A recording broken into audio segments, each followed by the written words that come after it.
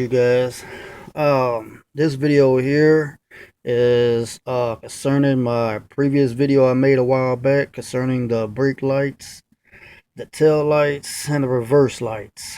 Now on this video, um I have installed an on and off switch inside the shifter case.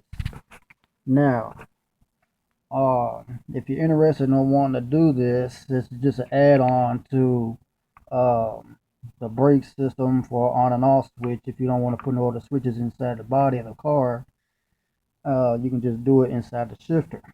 Now, I've seen this and gave me the idea from the Mustangs forum.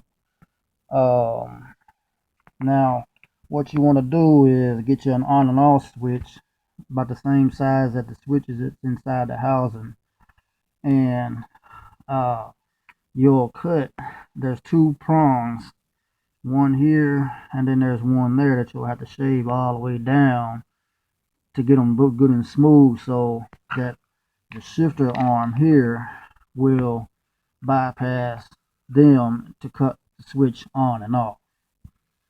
Now, how you'd want to do that to your brake light is, flip it over here.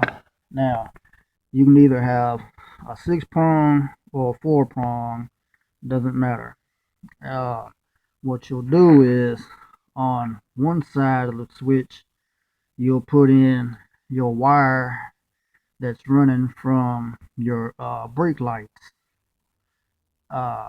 Then what you'll do, you'll take this first prong here and then you'll run it to the hot side to a positive post on the battery, which gives it the power in for your brake lights, and then when you put it down in the gear, your brake lights will work in all functioning gears, in high and drive and reverse.